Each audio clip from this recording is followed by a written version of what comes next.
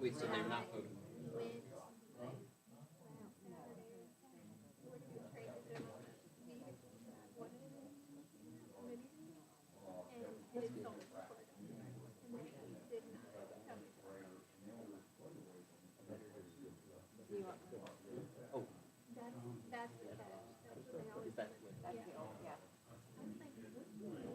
Give him a hard time when he does. I'll send you a thing. Remind me, what? It's 2:10. Nobody there but the instructor. It's somehow, Hey, we had a Jonathan, so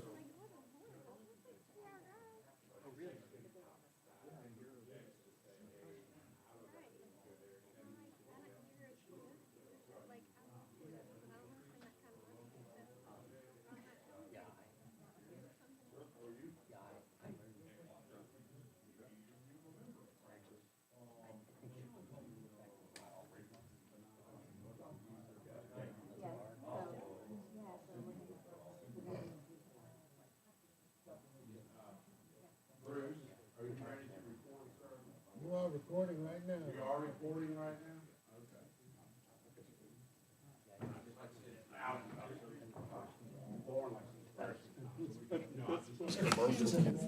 Oh, yeah, oh, I know.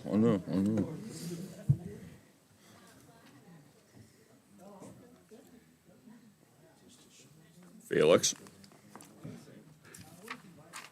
Livingston, are we online and ready to go? That's the way to be. Everybody good? Yes, sir. All right. I'd like to call the Board of Supervisors meeting to order. As always, let's start with the Pledge of Allegiance and a moment of silence. I pledge allegiance to the flag of the United States of America, to the republic for which it stands, one nation, under God, indivisible, with liberty and justice for all.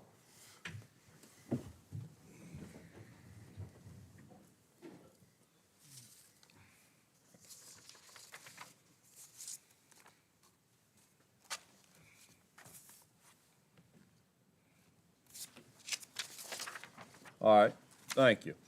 We do have a quorum. We do need to adopt agenda. Judd will be coming. He's voting on a jail budget right now, but he will show up here shortly. Anybody have anything we need to add to the agenda this evening? No, sir, Mr. Chairman, just informational purposes. There are some handouts I laid up on the dais there with you that when we get to item number 6, I will further explain when the electoral board is talking about the polling place. Excellent. Anybody else have anything on the agenda? What would you all like to do? Mr. Chairman, I move that we approve the agenda as presented.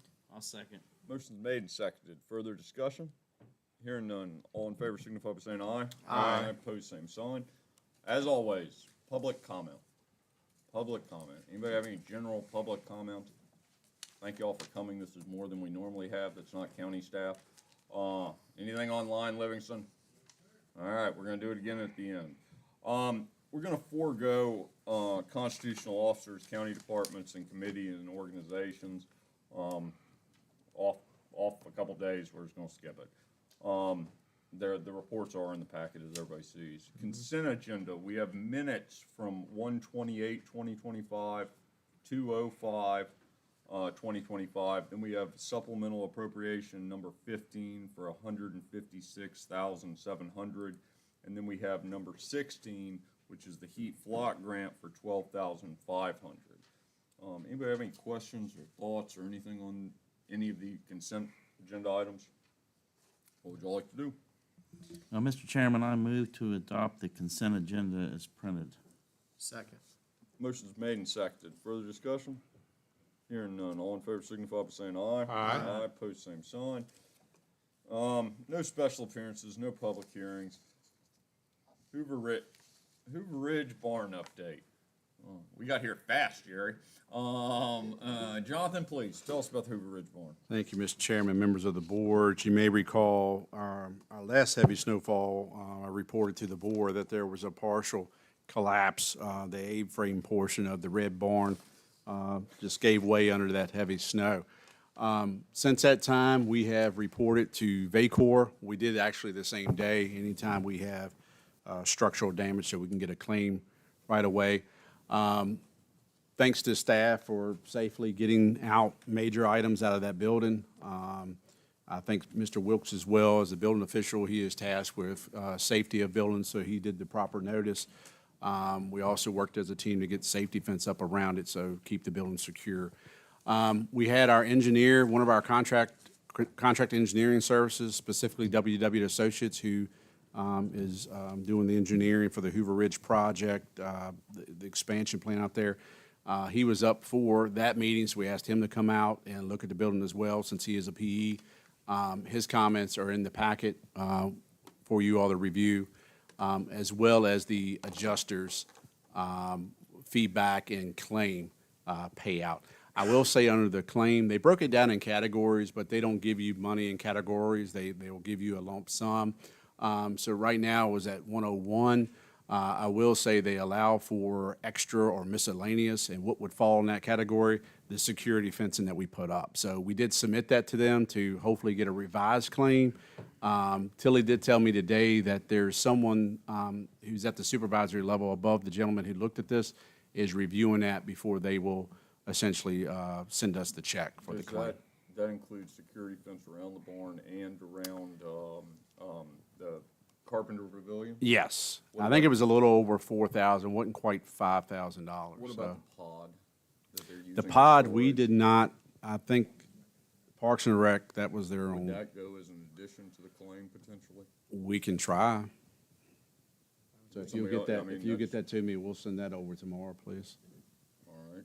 Do you know what that was, the pod rental? Okay. Yeah, for how long? Yeah. I will say that, of course, it's the board's prerogative of what you choose to do.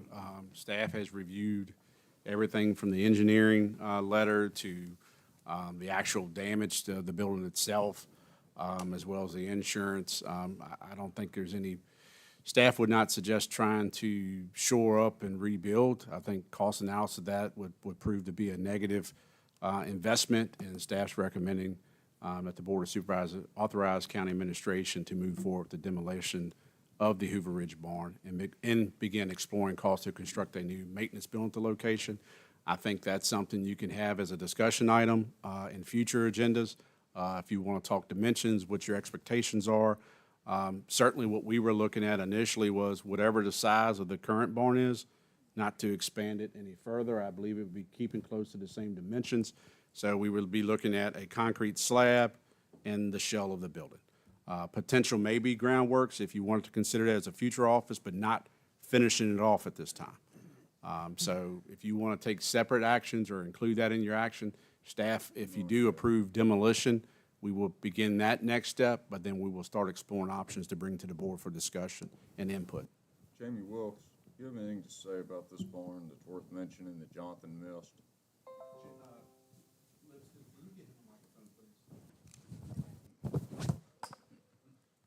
Sean, Greg, we're glad to see you back in your seat with your pocket mic and all. It's good, and you're speeding. I'm glad to see that there's a school system that is working today because I was behind their bus. What do you got? No, sir, I mean, I think probably most of the board has seen it, and I've seen it. It's in bad shape. It's gonna get worse. This last snowstorms probably made it worse. And I see no other option other than to bring it down and build something new. It's unsafe. It could go down at any time.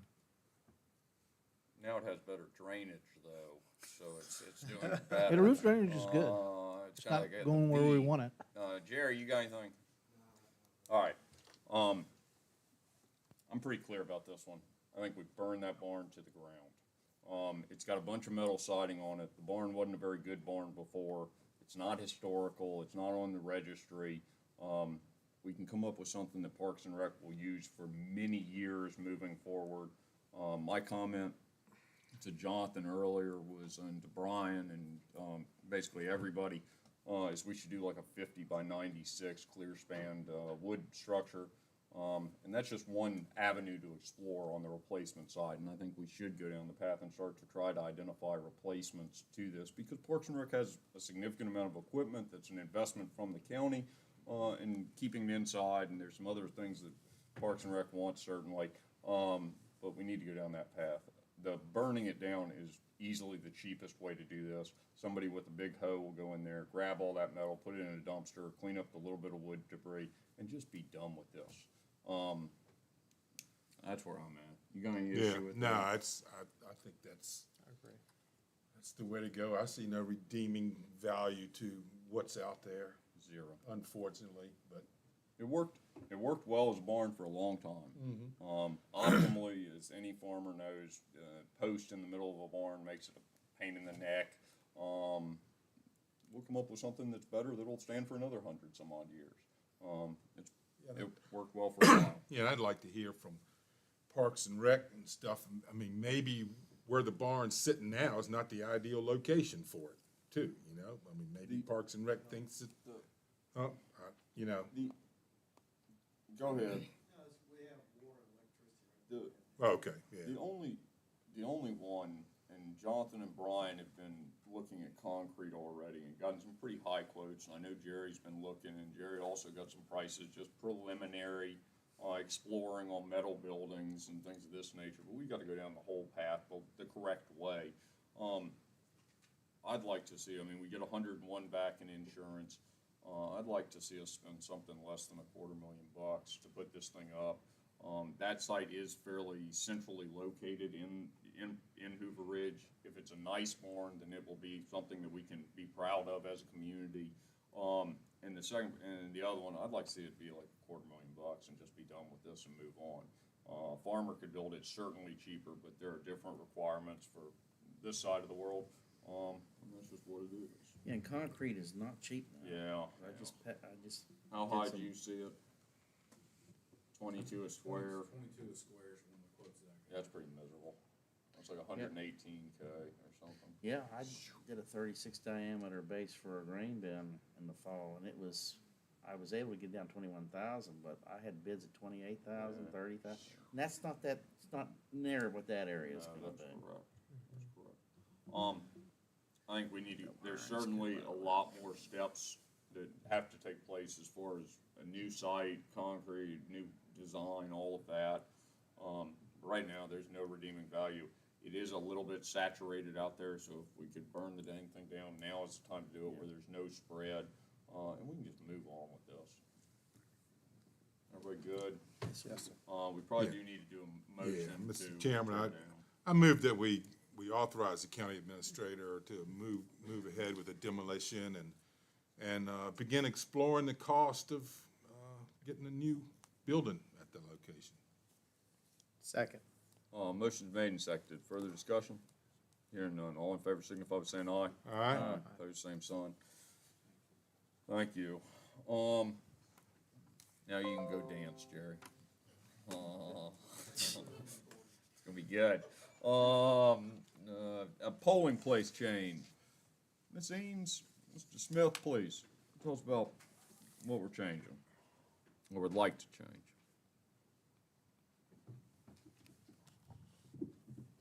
This on? Maybe. Yeah, I think it is.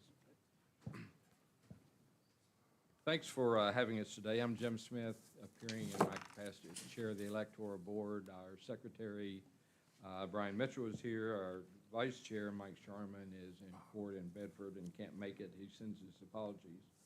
Lauren Eanes, our General Registrar, and I will be presenting about 3 things to you today. One, the Wolftown precinct. We have to have a new polling place in that precinct.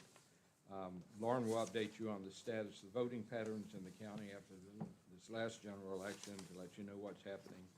And then we'll inform you of potential cost savings for you to consider as you're considering this upcoming budget. Regarding the Wolftown precinct, we lost our polling place. This year, they have the church has a school that's meeting there, and this has been something of an inconvenience for them. So Lauren arranged for the electoral board and her to look at other places that she'll tell you about. We needed to alert you because there are certain requirements in the Code of Virginia, which I detailed for you in the memo. Looking backwards from the first election we will have this year, which is, June 17th is the primary. The ordinance has to be in place 30 days after it was passed. There's a 30-day hearing period and comment period, and we need to make the announcements. The additional things that we're going to have to do, the registrar will have to send notice to each and every one of the registered voters in the Wolftown precinct to alert them of the new polling place. So we wanted to start now, moving backwards from the very last date we could do under the Code of Virginia. Wanted to have plenty of time in case there are any hiccups along the way. So that is why we're here sort of early, but actually not too early. What's the total number of days we've got? 60? 60. Yeah. And then the notice that goes on. The reason we wanted to do it early is that early voting does start. Lauren will tell you about that. That's not going to change. We have the longest early voting in the United States. There were 3 bills that came before the General Assembly this year. They didn't even make it into the door on other various committees, so they were dead. So early voting is not going to change in the Commonwealth. We're still going to have long days. We'd like to get this out of the way before early voting starts.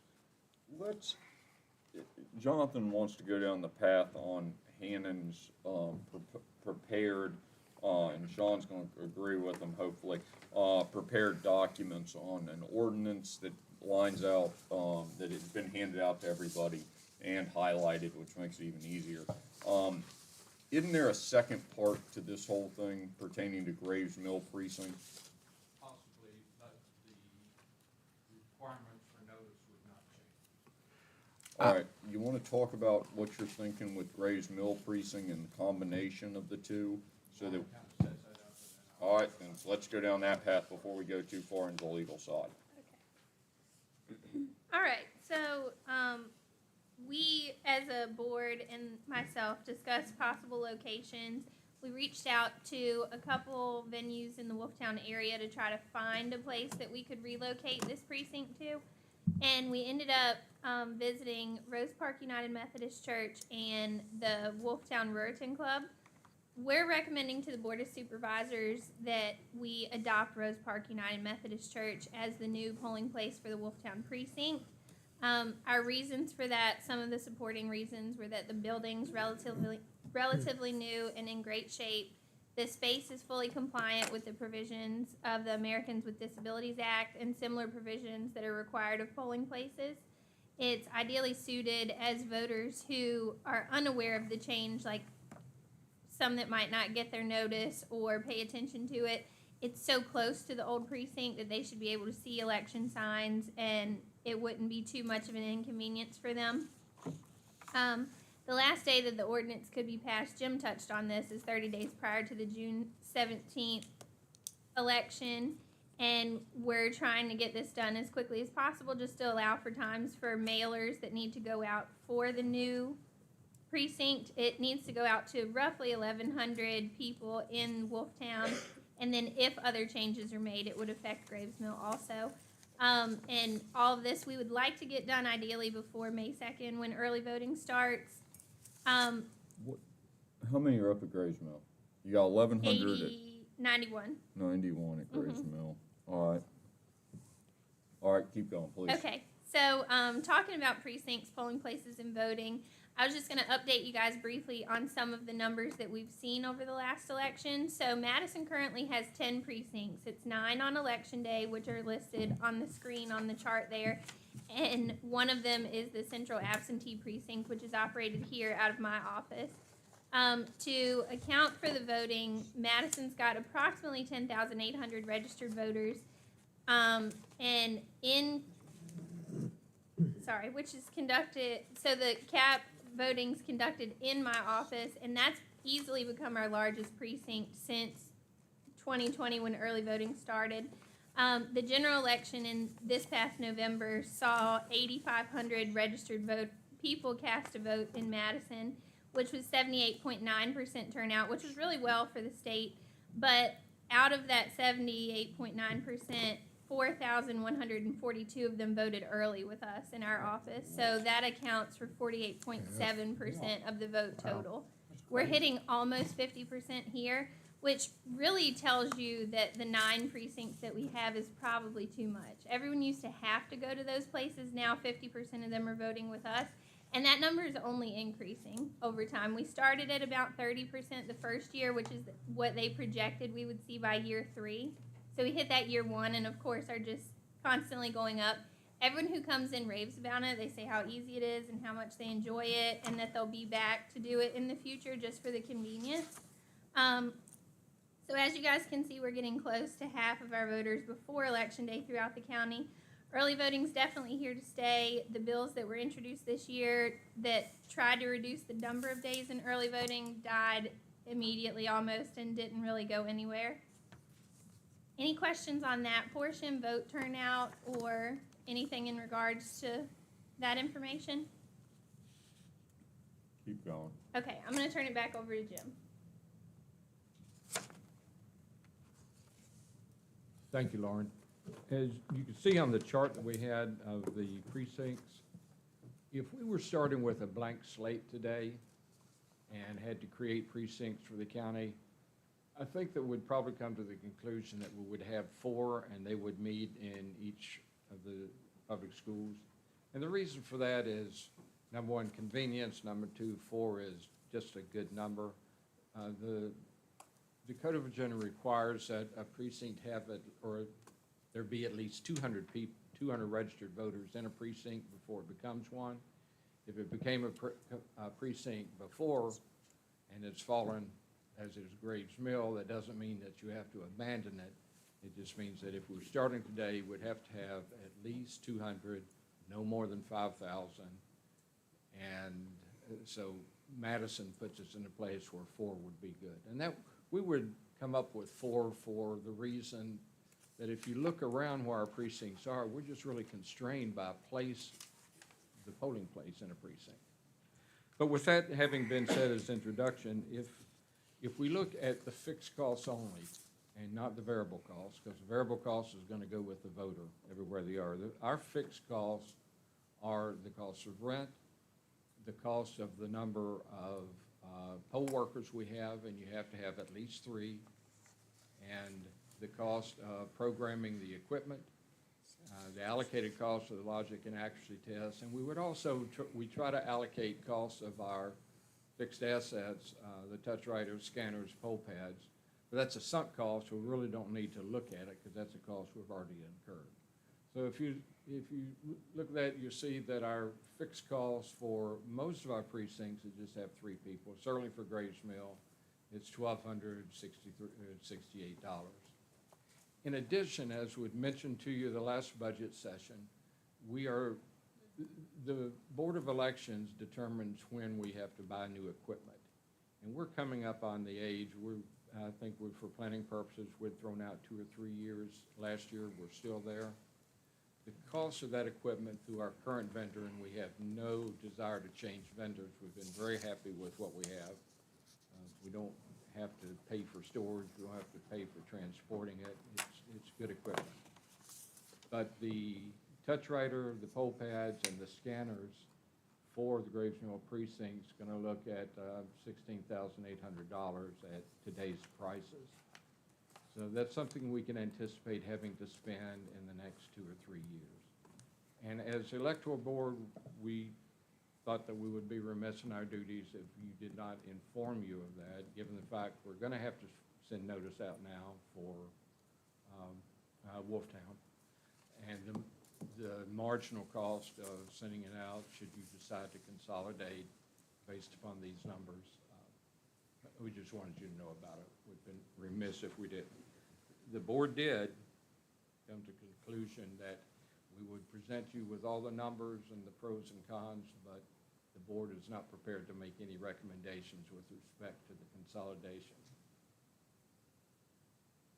But those are the numbers that we're looking at. Why? Yeah, I was gonna Why? say, Why? Is Why that? not, Jim? Why would we not? Yeah, are you It's a- precluded? The matter is, in the final analysis, when this came up before, is a political. Yeah, didn't a president vote there on like a horse or something? There was a big story about this. We tried this before. What's different now? The 5th district, the first voting that happened in Virginia's 5th district was February 2nd, 1789.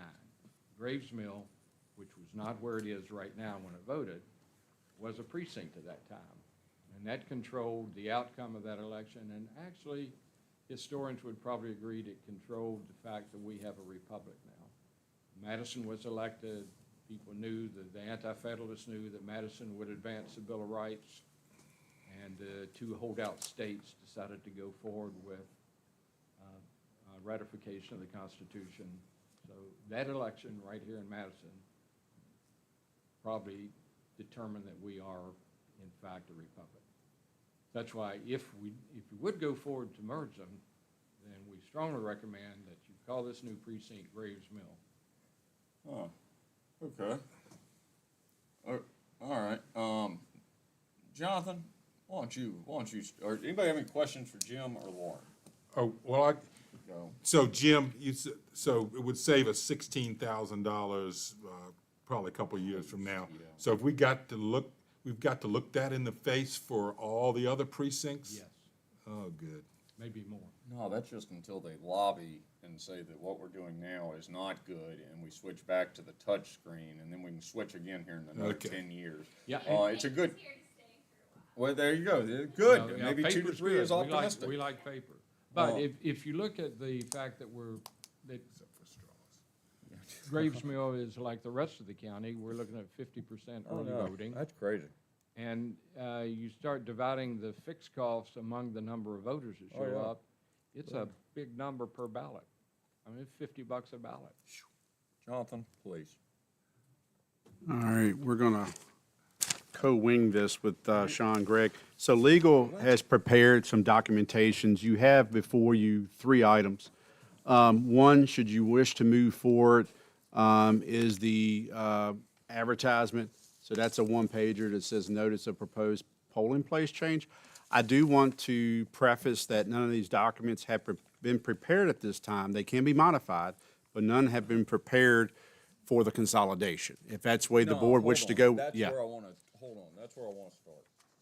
Do we want to go down the path, and it seems to make sense to me that we would go down the path in looking at this as consolidating Graves Mill and Wolftown and the change of polling place? Does that make sense? Are we, Yes. are we way off here? I'd like to keep the name of. Fine, good. We put a hyphen in there or something. It doesn't, you know, I mean, good Lord, it doesn't make any damn difference. It's good to be historical, and it really doesn't. Everybody gets to vote. But is that the way we want to look at this moving forward? Yes. Yeah. Let's All right, look so at it I like heard, that. we're gonna modify this, should you take action here tonight, that would have the consolidation of 2 precincts, even though the Wolftown, we would use the Rose Park address, but it would be known as the Grays Mill precinct. I'm tracking so far, okay. All right, so that's the first item you have. The other item, and Sean Grigg did this, I think the last time we did this was 2019, and it's done via ordinance. So that's the ordinance to change Wolftown polling place. So again, that language would have to be modified to reference the consolidation. Lastly, Mr. Wright, when reviewing our code, our county code, he wanted to see what other localities are doing as far as precincts. Have they codified and put in their code where their precincts are located? Madison County has not. I'm not sure if we're required, but we have not. So the last handout you have that has draft on it starts with section 2.2, election precinct and polling places. Should you wish to codify that, this ordinance would do such. We would just have to modify. As you can see on the second page, we have 9 precincts that was mentioned right now. You would consolidate that to 8 and put the appropriate name. Mr. Gregg? Oh, excuse me, before that. Apologize.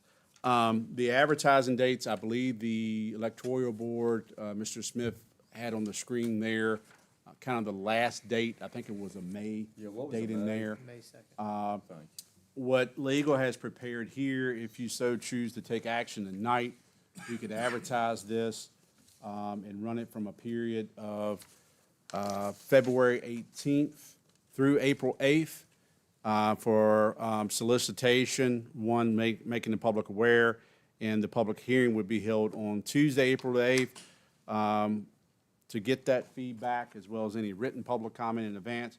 And certainly the board could take action that night if they choose to do so, or you can always defer to your following meeting. Mr. Gregg, my apologies, sir. Quite all right. A couple things. I think Mr. Wright's done a very good job making me feel even more obsolete. A couple of things that you might consider doing. I think tonight, if you were going to go in this direction, do it by specific motions directing the county administrator to direct, the county attorney to, or just direct the county attorney to prepare the advertising so that we don't get hung up on that issue. I would also break up your motion in such a way that you have one motion for the notice of the proposed polling place change, and I get for each of the proposed polling place changes. I think there were 2, weren't there? No, They're just one. consolidating one. Okay, we're consolidating it, and then a separate ordinance to, well, you've got changing Wolftown, and then consolidating. The other one's just codifying the. Okay, yeah, that's right. Consolidating Graves Mill. And then the third one is an ordinance to, in section 2.2, which again is in the materials that I think you've got, that lists all of the polling places. Now, that has not been required. but just because it's, has not been required does not mean it doesn't make sense. I mean, it seems convenient for people who are looking toward a vote that there's a place in the county ordinances to direct that. But, you know, my only advice, if you want to go in this direction, just make sure that the motions are fairly clear as to What was your number? the three. I apologize, I'm trying to catch how you want to do this, Sean. You want the first motion to be the changing of the current Wolftown polling place. I would think, isn't it, is it, She must want to go that way. is it that we need to change the Wolftown polling location? The second one would be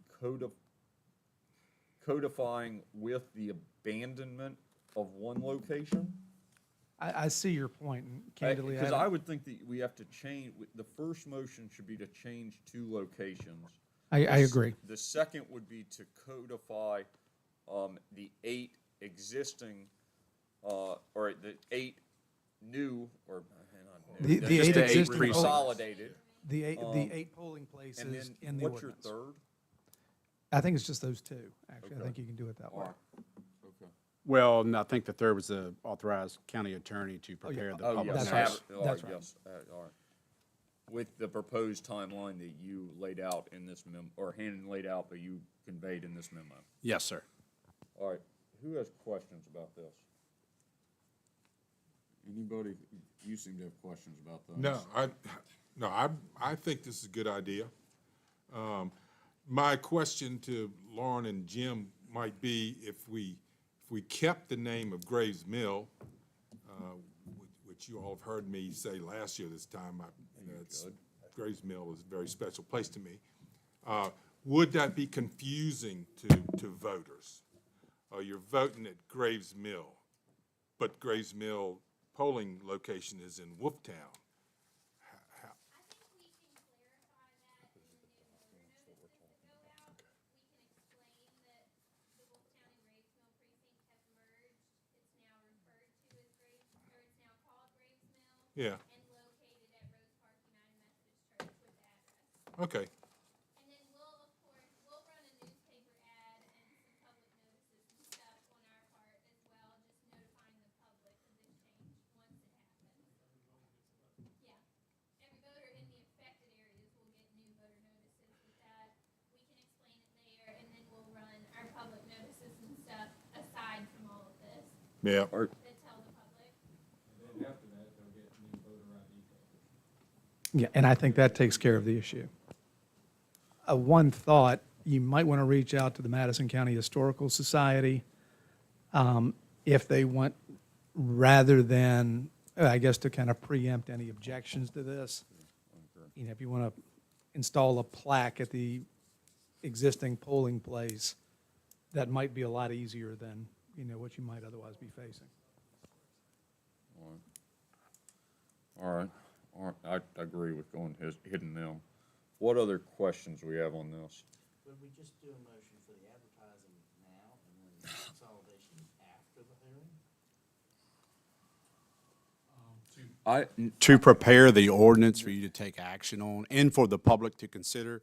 Your notice actually references the ordinance, so we'll have to have the ordinance available at my office for review if the public wants to see it. I'm gonna shoot at this real quick, so, and correct me, everybody. I think one motion is that we need to proceed with the advertisement, for the change of location for 2 polling places. Right. The second motion would be to advertise, the codification of the 8 consolidated, polling places. And then number 3 is to advertise for all of above. I agree. Hey, all right. Judd, Grays Mill is proposed to have a minimal amount of voters, and consolidating Wolftown and Grays Mill with the new name being Grays Mill at Rose Park. All right, anything else on this? In the first ordinance, I guess, just for clarification,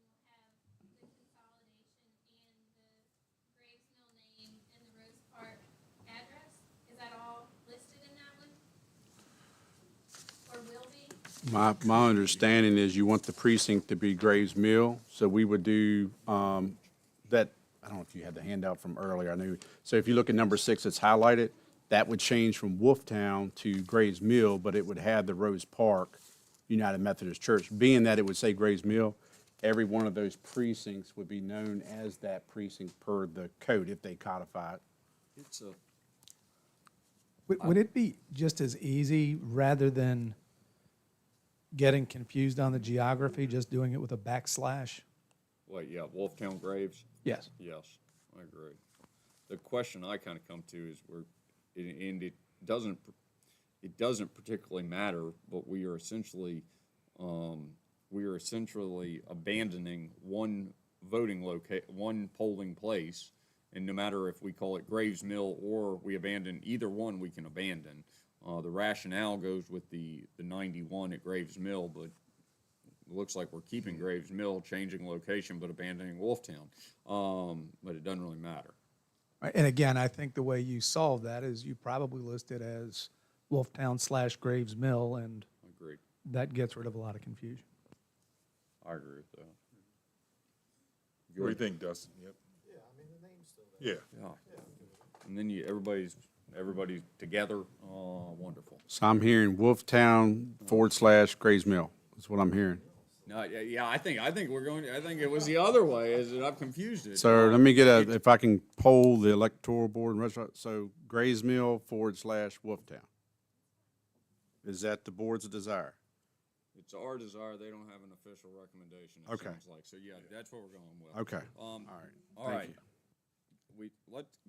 Let's start with the first of motion. 3. Thank you. Yes, All right, sir. so first motion, Mr. Chairman and Board, is I move that we advertise for a change in the Wolftown polling location. I think it's both. Okay, and Graves Mill polling location to be Rose Park Methodist Church. Rose Park United Methodist Church. Second. Motion made and seconded. Further discussion. Hearing none. All in favor signify by saying aye. Aye. Aye. Opposed, same sign. All right.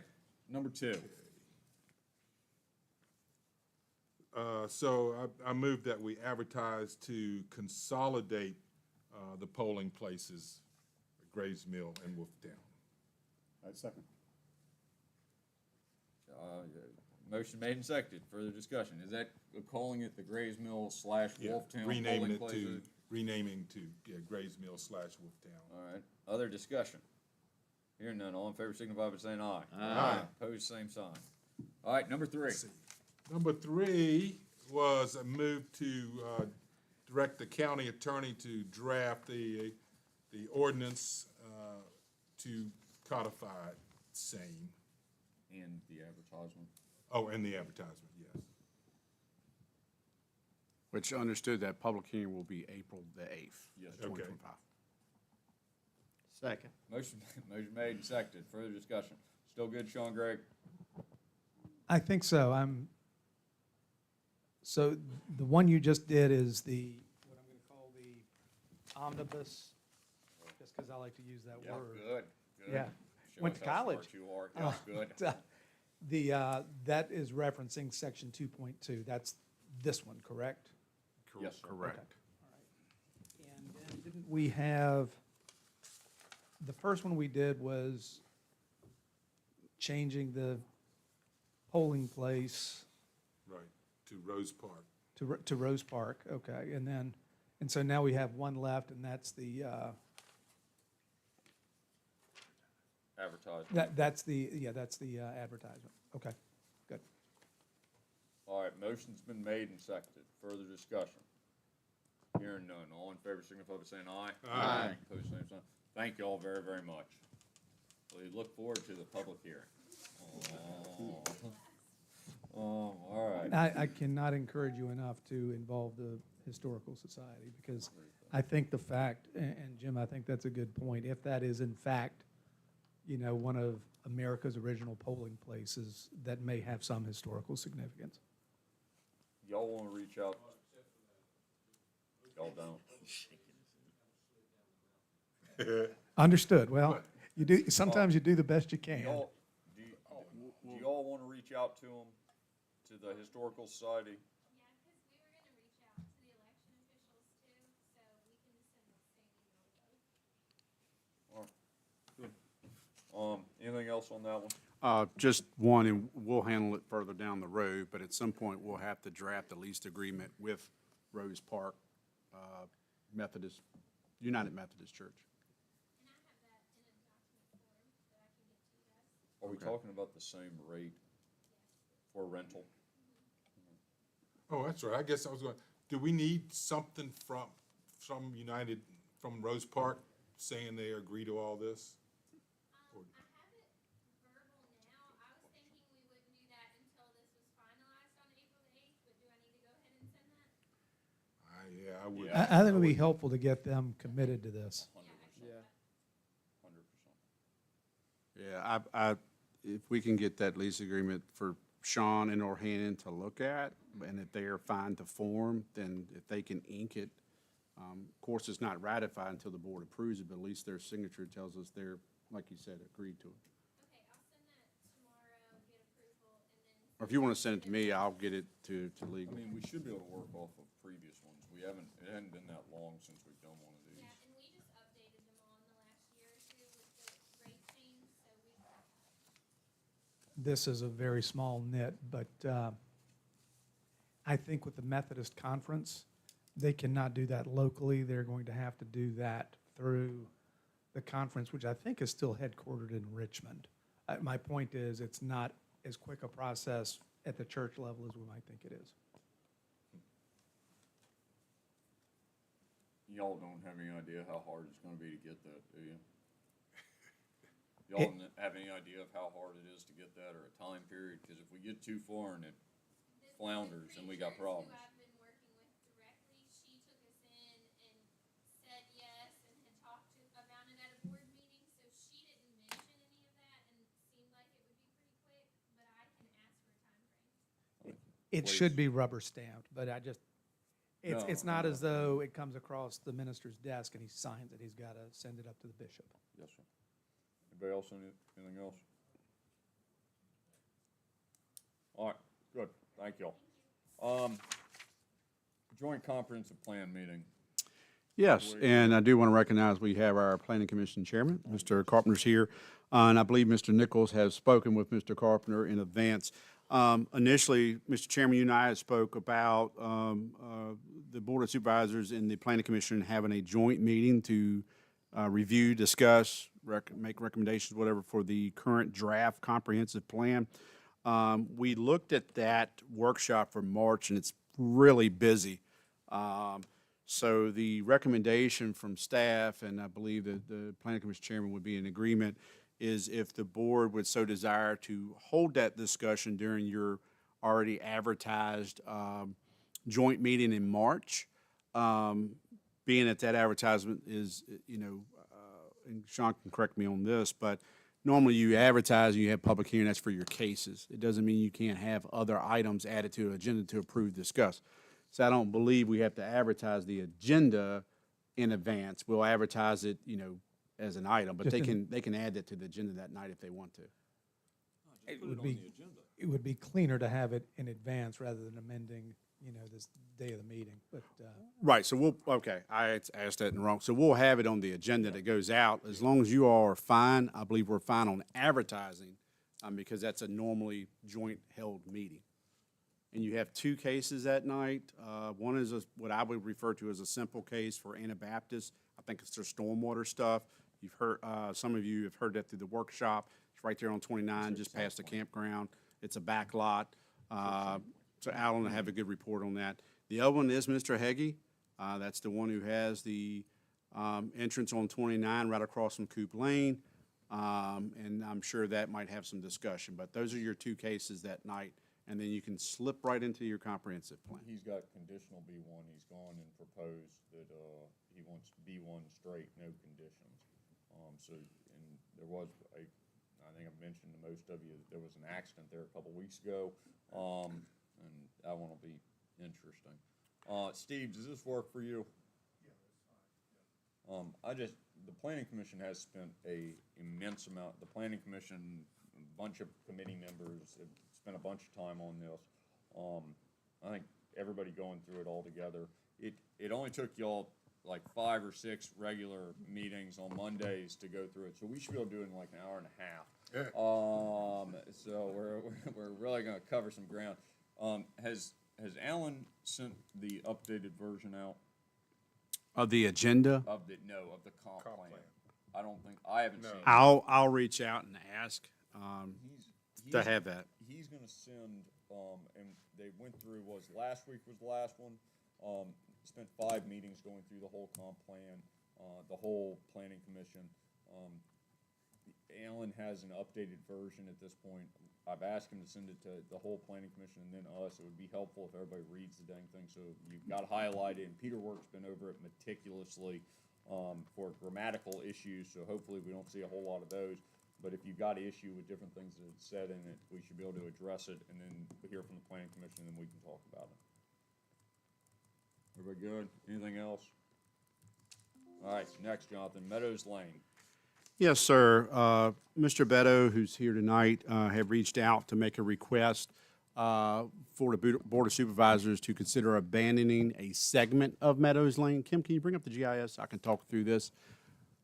Anytime there's a request as such, I like to have it come directly from the citizen to the Board of Supervisors.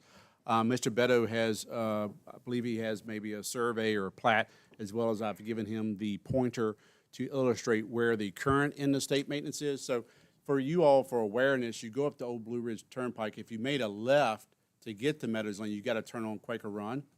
And then you have an option there to either go veer right or go left. You would have to go left to get to Meadows Lane. Currently, that end-of-state maintenance ends on Mr. Beto's property.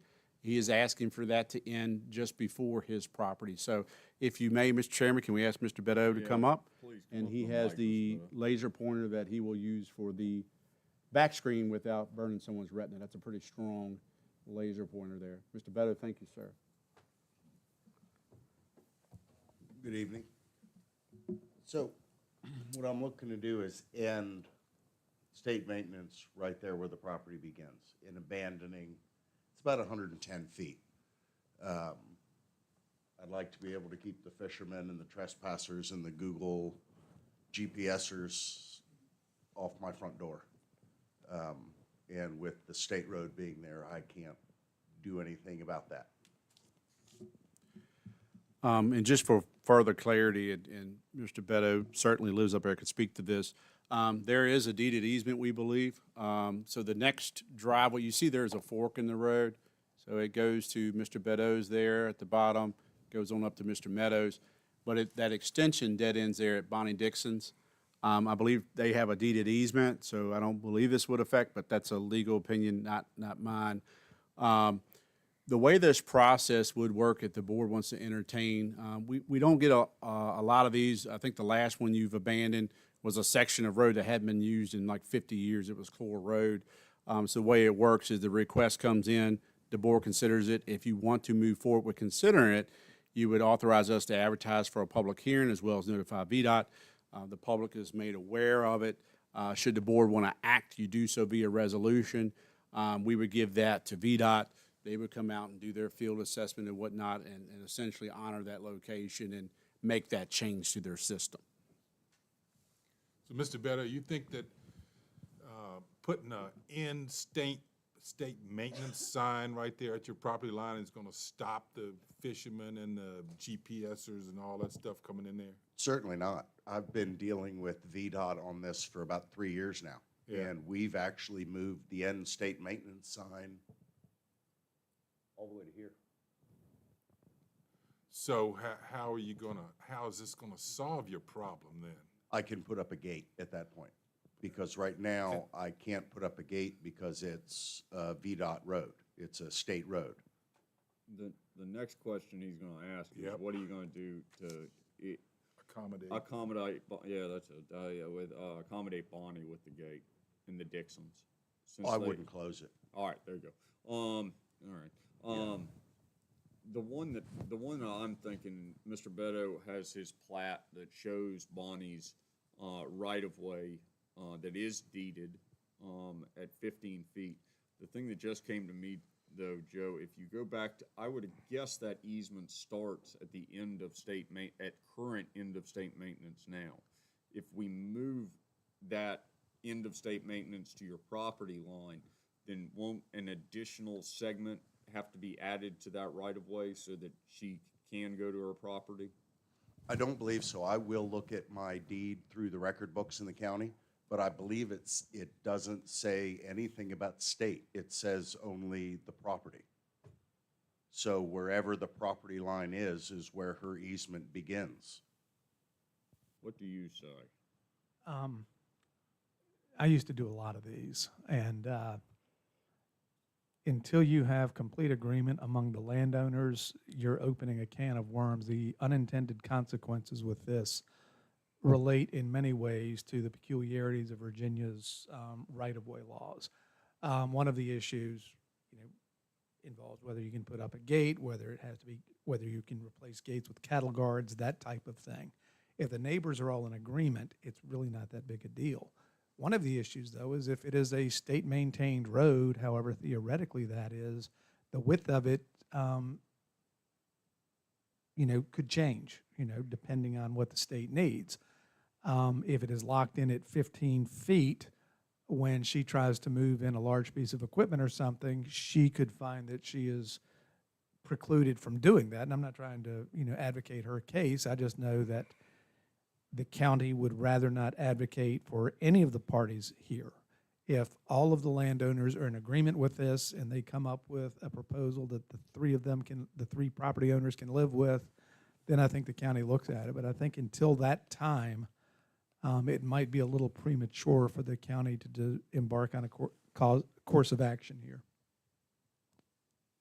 Who else has questions for any of these gentlemen? Please, go ahead, Judge. Just a quick question. I'm not familiar with that road, but how many people are you seeing, like, weekly or monthly that come up on there to go fishing or hiking or whatever it is? Depends on the season. When they stock the Robinson for trout, 5 or 6 a night. During the summer and spring, whenever there's a festival up at Graves, depends, 5 or 10. Looky-loos, 3 or 4 a month. Okay. And Google shows them coming to my front door. And they get to my front door and ask, where are they? How do they turn around? And when at the property line, there's 6 signs that tell you your GPS is wrong. Turn around. My farm, wrong way. Private property. It's posted nonstop down that river. People just don't care. Are they destructive with the property at all? Trash, that kind of thing? I've not found anyone there that I haven't found and removed. Well, please, Jim. Yes, I sympathize with you because I have a mile-long driveway through my main home farm that is used as a bypass whenever there's a traffic stop on Route 15 or there's an accident. And it's very frustrating because on Google Maps, it's a shortcut. And I think this would be advisable to be able to abandon this with, of course, on the contingency that the property owners have come up with an agreement to give you the authority to actually physically keep people out of there. Otherwise, they have a right to be on a state road, don't they? Exactly, and Google actually brings them all the way almost to my door as a 55-mile-an-hour main road. Seems like it would be an entrepreneurial opportunity for a toll gate. What do you have, Sean Gregg? Well, only after it becomes a private road. Yes, that's correct. That's correct. But one question I have, in terms of the current road surface, I'm assuming VDOT is not maintaining this road currently. Is that an accurate statement? No, sir, that, if I call them, they will Oh, they do? work on Okay. it, but I've been maintaining it for the past 3 years. I plow it, I put gravel down. I did ask them at the last flood to replace most of the road because it was the whole road left. So I did ask VDOT to replace that gravel. And that is the type of thing that I think the county would like to see in an agreement as to who is responsible for the maintenance. Because once you do that, you're gonna need a road maintenance agreement, and if any of the three property owners still has a mortgage, their underwriter is going to jump up and down about this and say, you know, this impairs the value of our property because the value of our security interest because of the fact that, you know, it's no longer a public road. I have a question. Yes. Who are the three property owners? Now, who's 2592? Isn't that 2592? 29? Right here? Nah, the next one. 29, That's that one. That's me. All right. All right. Well, there you go then. Both of those are me. Yeah. Okay. So both of, so it's two, okay, I was just, No. I was looking at, there's a total of 3 tax map parcels So affected, the- correct? Yes. I only see one in his name. No, the other one says Ronnie Meadows. I assume you've bought it from the Meadows family or Correct. the estate of? Yes. All right. All right. However many owners there are who control those, I'm looking at it, I see 3 tracks. Maybe I'm wrong about that, but it, But he owns both of those. That just hadn't been updated. okay, and we just need to, Identify. you know, have the signatures of all of the property owners. I kind of, I don't know, Sean's comment makes sense to me to some extent. And I did look at his plat earlier, and I hate to throw Sean Gregg under the bus, but I do think you probably should take a look and see if they do need to extend the right-of-way, because I see that as part of the agreement moving forward. But if we're going to abandon, I do think you should be talking to Bonnie, come up with an agreement with Bonnie, if that includes the road, some type of road maintenance or road agreement, also addressing the right-of-way that she has. And if it goes to the property line, that's great. You don't have to even address it, but I do think you probably should talk to some lawyer about it. And then we can leave it on the agenda as old business, and we can go at this once that agreement's in place between the two of you. Yeah, we need to So look at I her need to deed. do another agreement other than the one that's written in my deed now. We need to see what's in her deed. You know? I think you're gonna need, I think the county would be most comfortable if all of the interested parties, in other words, the owners of the 3 parcels, are all signatories to this document abandoning the road. I think so. I think that'd make it a lot easier on the other side, so we don't run into a hitch and get up when we do the public hearing for this. And if nothing else, if there's one document that everybody has signed, then the sheriff's office, if they are called down there, they only have to look at one document rather than having to undertake their own informal title examination to determine what to do. You think that's the course of action, gentlemen, is to have them come back with an agreement, and then we can go, I don't see, I frankly think that the right-of-way is in place. I think the Dixon family are fairly agreeable on things. Your rationale makes pretty good sense. You owning 2 of the tracks makes even better sense. But I do think having that agreement in place and then we can schedule a public hearing makes the best sense. I can do that. All right. That'll work, everybody? All right, let's do that. Great, Come thank you. back and see us. We'll have it on there as old business, Joe. All right. Industrial Revitalization Fund for Krugler's Mill Elementary. Jonathan, please kick us off. Thank you, sir, Mr. Chairman. Thank you. Thank you, Mr. Chairman. Had some good conversations with Ms. Gardner, who will come to the podium at the appropriate time. I was made aware of Mr. Shapiro, who now owns the former school, had made a request for the county consider to applying for the Industrial Revitalization Fund. You may recall, and I believe this may be part of that loan or grant program, but back in 2021, the board passed a resolution for the villages of Banco and the villages of Kriglersville. Essentially, if there was any buildings that were blight or anything of that, that resolution would allow business owners or residents in that area to apply for loans. So in the spirit of that, it appears to be a grant or a loan opportunity. However, since the request is coming to us from Mr. Shapiro, I found it appropriate, just like we did, not apples to apples, but if someone has a request, they should make that directly to the Board of Supervisors of what they plan to do with this grant, what do they see the county's role, their role. Separate from Mr. Shapiro, because we're not looking for Q&A between Mr. Shapiro and DHCD. Ms. Gardner will have some comments about a service provider who helps administer these types of programs, but she also has coordinated DHCD to be online. So DHCD, if you're listening, please hold. We appreciate your patience. Ms. Gardner will introduce them when the chairman says it's appropriate, but Mr. Shapiro can make his request forward to the board.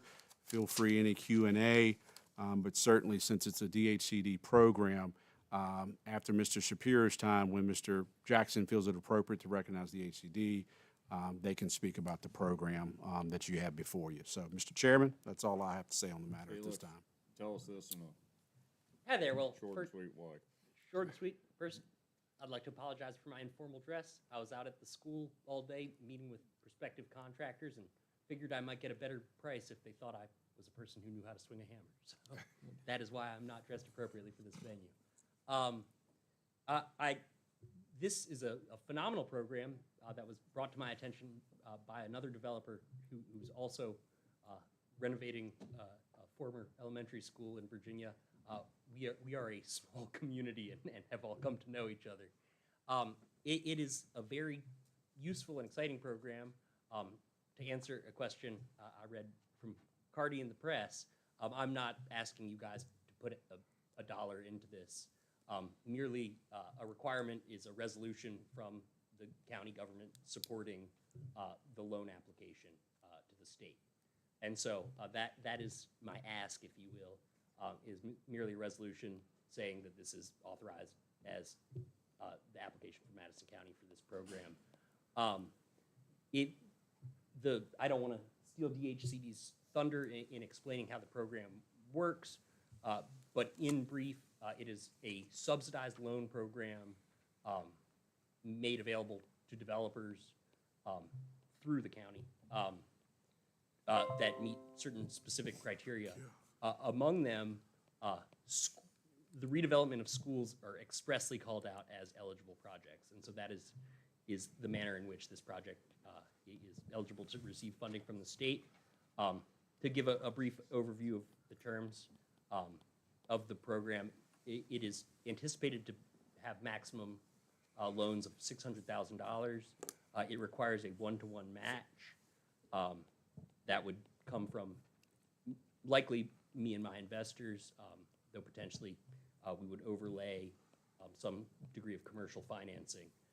We don't anticipate having any problem meeting that match. I don't want to, if my would-be contractors are listening, I don't want to say how much all the quotes have been, but $600,000 or $1.2 million is not coming close. We're going to have to spend a whole lot more than that. In addition to the advantaged interest rate, it charges 2.5%, or at least has in the program's previous iterations. That is very favorable. Most of the banks I've talked to have been looking at 7.25% to 7.5% at the moment. So that swing is big from us from a financing perspective. Another huge benefit to this loan program is it sits in what's known as the junior position from a mezzanine financing structure. So it is subordinate to other commercial financing that the project takes on, which increases the surety of the commercial loan. And so it makes the project that much more attractive to commercial lenders, though candidly, commercial lenders have been very enthusiastic thus far. What's the period on it? The normal version is a 20-year amortization. It can go smaller if that is the preference of all involved. As I'm guessing you all will guess, a longer amortization period is preferred on my end, particularly since it's a 2.5% interest rate. So over the course of the loan, I think an important selling point, Ryan, in your shoes, is a grant would be made from the state to the county, and the county would subsequently lend the money to me. But as I made payments on the loan, the county is under no obligation to repay the state. And so each year, if I were to get the full $600,000 loan amount, each year my loan payment would be about $36,000 a year. That would just enter the county as, I believe, general fund revenue. Although, depending on how you structure it, I work in economic development.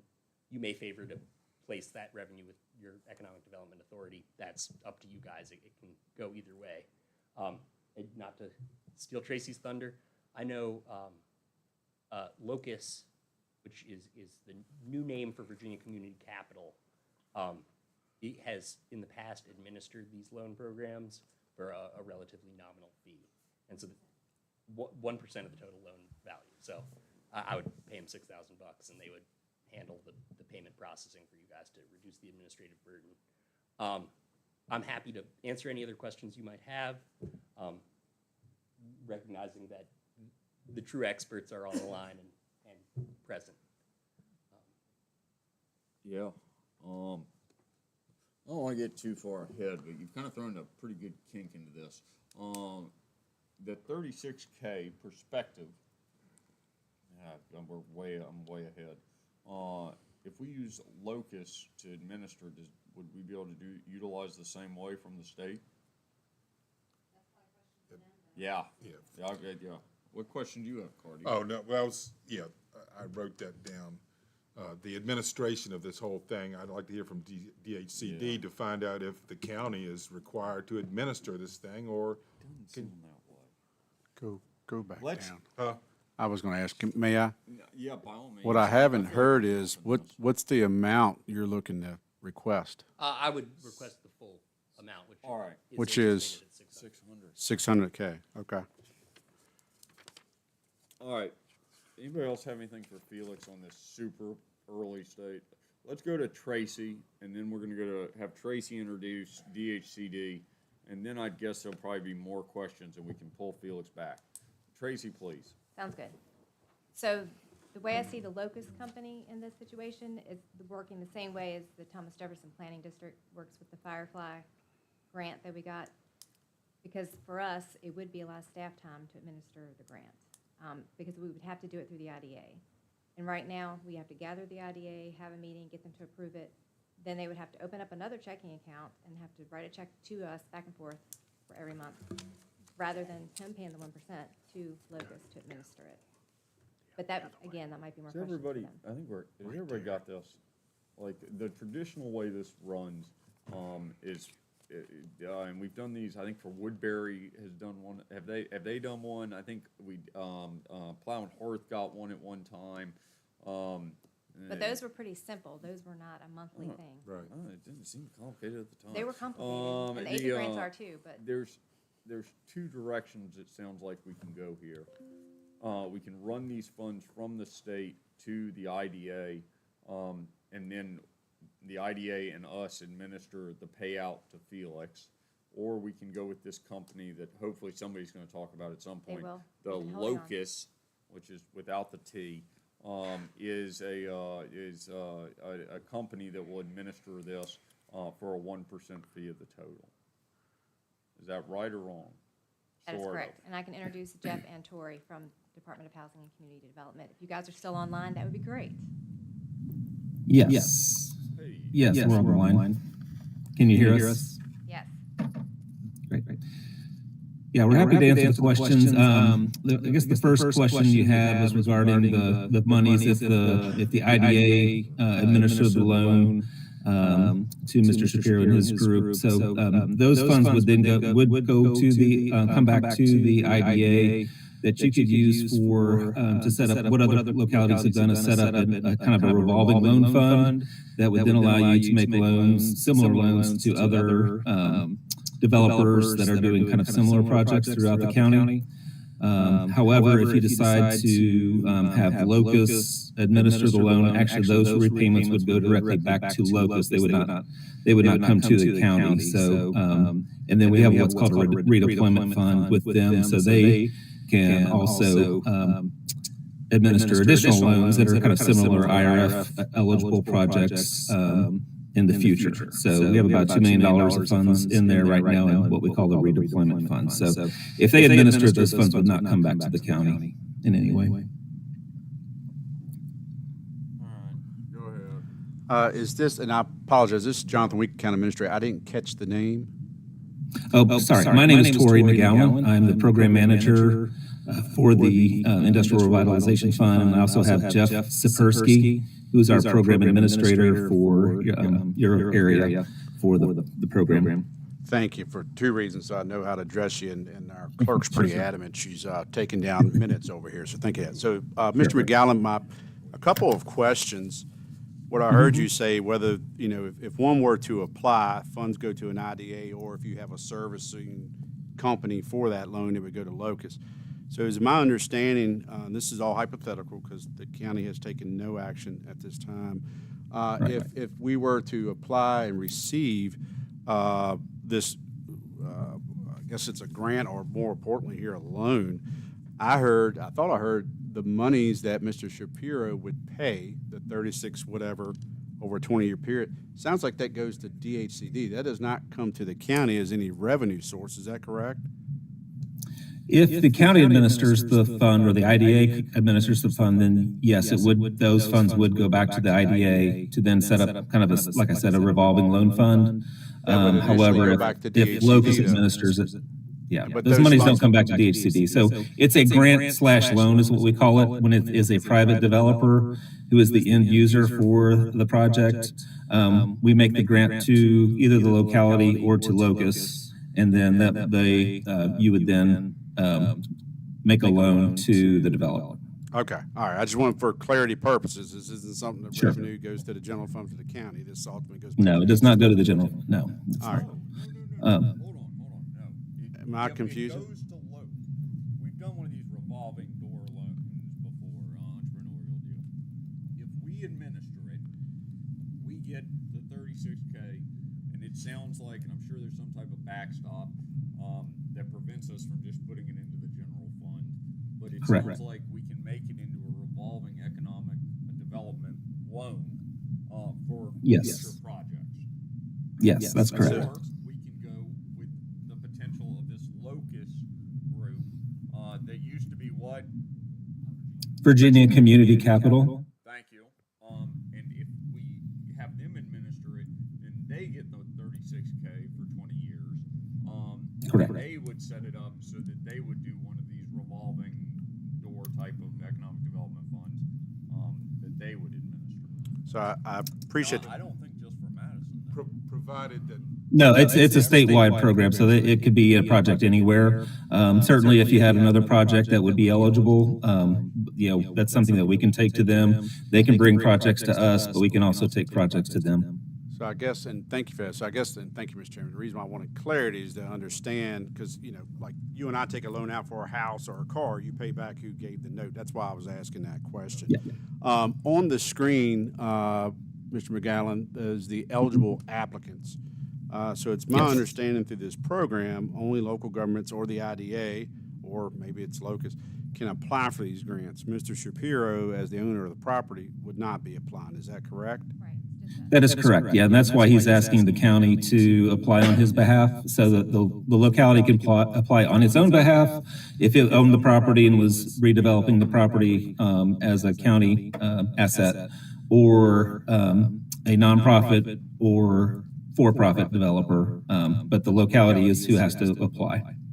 Mr. Chairman, may I have one more question? And I apologize, I'm gonna zip it. I should took some cough syrup, I'll be asleep by now.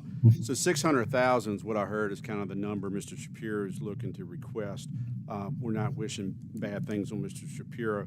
What if let's just say it this way, what if an applicant, they're asking for 600,000, they get about 300,000, and for whatever reason, this project just cannot be completed?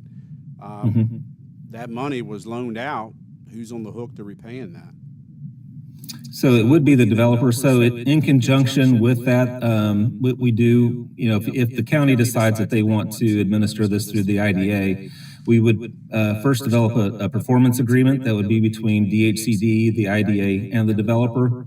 It kind of sets out the parameters for the project, and then there will be a separate loan agreement and deed of trust developed between the IDA and the developer to make the conditions of whatever that loan is. And so if he's not able to repay or something happens, there will be a deed of trust on the property. And of course, if he has other bank financing in the mix, that could affect some of that. But it's not something that DHCD would be able to come back to the county on. That would be the county's responsibility on something like that. And typically what we do is we set it up that whenever we, it does require at least a one-to-one match, that requirement that Mr. Shapiro mentioned.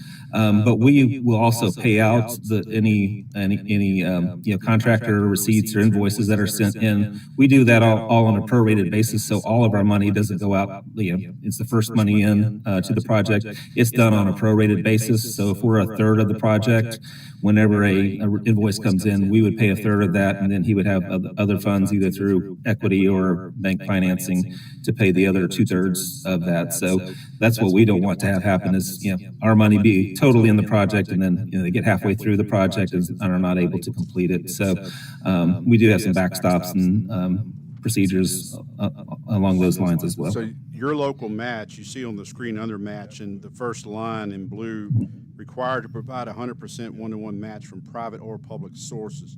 So in that agreement you refer to between the applicant and the IDA and whoever, would that be clarified who's providing that one-to-one match?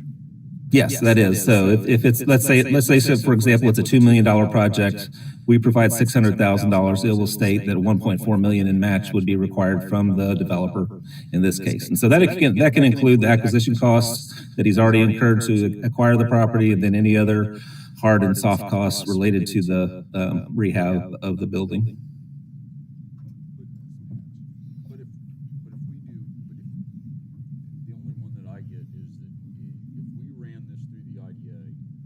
IDA would bill, Felix would give the IDA his invoices. The IDA would bill DHCD monthly or however it's set up, probably quarterly or something. And then the money would go to the IDA and then disperse out to Felix slowly. Exactly. Yeah. All right, what's your question? Okay. Well, it would be, he would submit those invoices on, so let's say 1 month he submits invoices to the county for $100,000, that he had $100,000 in costs. He would send that documentation to the county, who would then submit a remittance to us. And then we would pay out that remittance to the county, who then would pay Mr. Shapiro and his group that amount. We don't fund a project, fully in full at the beginning of the project. We do it on a cost reimbursement basis. So I would rather us not even have to administer this thing and go through Locust, provided Felix is agreeable to absorb the 1% that it costs to do that, right? So as I see it right now, so the application has got to come from the county. And CAM, the contact for CAM. Yes. In the CAM system. Yeah, through the CAM system, which Felix is going to prepare the entire application, agree that Locust would administer this thing and absorb the 1%. And so our only obligation at this point is to say, okay, it's going in with our blessing, and after that, we're out. And a resolution. Yeah, we'd require a resolution and a local assurances, just giving the authorization for someone to sign and submit the application on behalf of the Board of Supervisors. So we have templates for those. They're very short documents that would need to be adopted before the application is submitted. Our application period will open on April 1st and end on May 30th. Yeah, and the match, that money is all coming from Felix. He's got a lot of soft costs already has been incurred, so whatever. Right.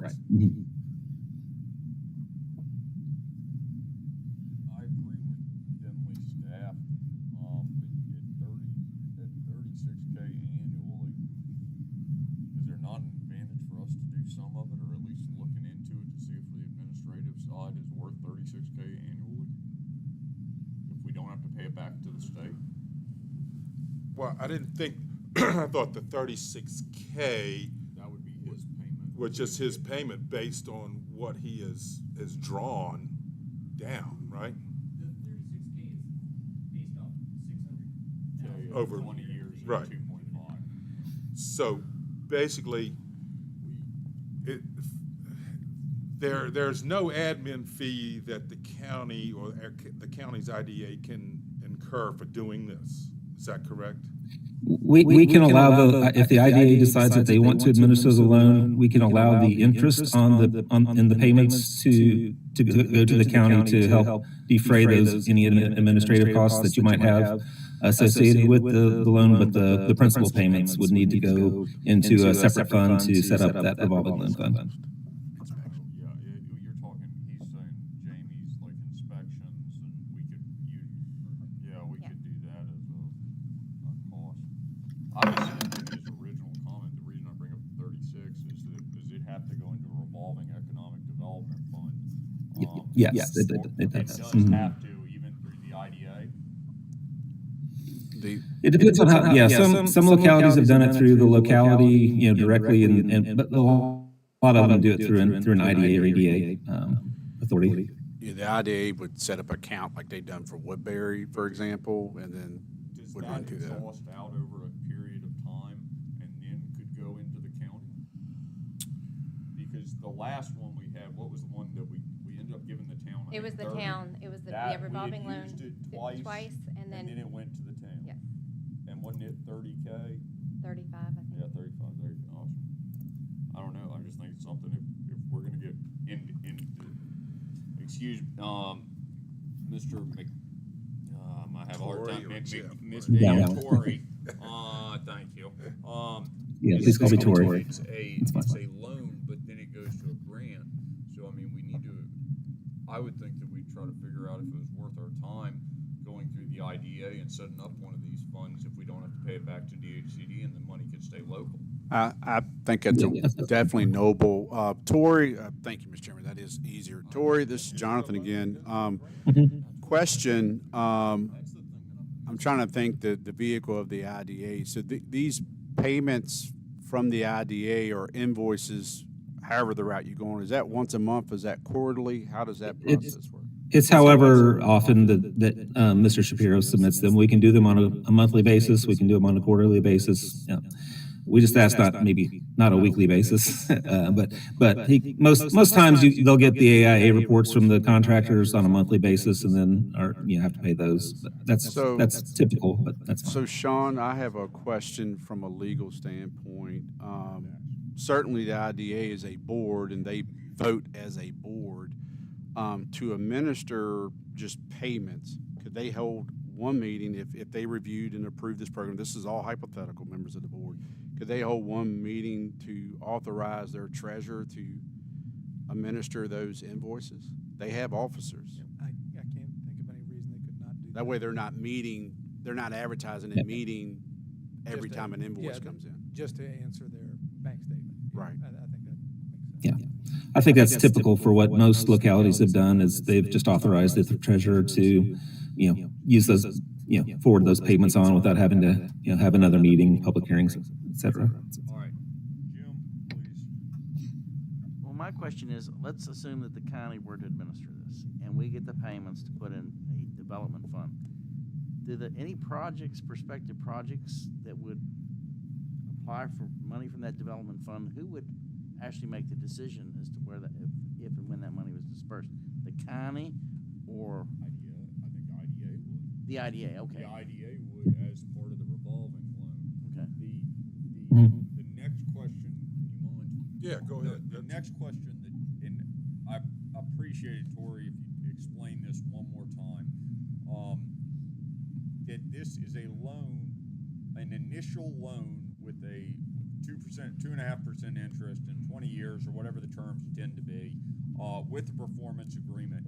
But the loan, Felix explained to us earlier that the loan goes to a grant, which does not have a guaranteed payment back to DHCD, and that potentially we could administer it through the IDA as a revolving loan program without the repayment to the state. Is that right or wrong? Or could you explain that to us? Right. Yeah. So the original, the first kind of step in it would be that we would consider it a grant from the DHCD to the locality. And then the locality makes the loan. So we do not expect any repayment at DHCD on any of the funds. But whenever he makes the loan payments to the IDA, those funds are available to the IDA to then make, to set up a loan fund to make additional loans to other economic development projects throughout the county. And you're welcome to kind of set up the guidelines. We would like to see kind of what those guidelines are, just to make sure that they would kind of be an eligible use. We can't use any. The IRF it's not eligible for a residential, let's say, for example, a residential project. So there does have to be a commercial component to it. We can do mixed use, but our guidelines say at least 30% of the usable square footage has to be a commercial use. So if you wanted to make a loan to someone to to build an apartment complex, that would not be what we would consider an eligible use. But we allow you to kind of set up kind of the guidelines and the parameters around that loan fund. We would just kind of like to see what those are and just kind of sign off on those, make sure everything looks like it's eligible to us. All right, step one, DHCD is going to give a grant to our IDA. And yes. Okay, and then we loan it to Felix. But there's a performance agreement between DHCD and the county and the developer. Right, but I'm looking at this page 9, grant, eligible applicants, grants. The property is publicly owned. No. The privately owned property has an option agreement or contract in place for purchase by a local government at the time of the application. No. The private property is owned by a not-for-profit tax-exempt entity. Nope. So there is two halves to this program. There's a grant program and the loan program. We call it a grant/loan, so that is a grant and then a loan. So I know it is a little confusing, but it is a grant to a locality, which is then loaned to the private developer. There is an option, a county can apply. If you all own Kriglersville and we're trying to renovate it for county use, there is a separate sort of half to the program. The eligibility criteria you just cited are for that grant half, I think. Yeah, like if the county was redeveloping it for an eligible use, then we would just do it as a grant to the county, and no repayment would be required.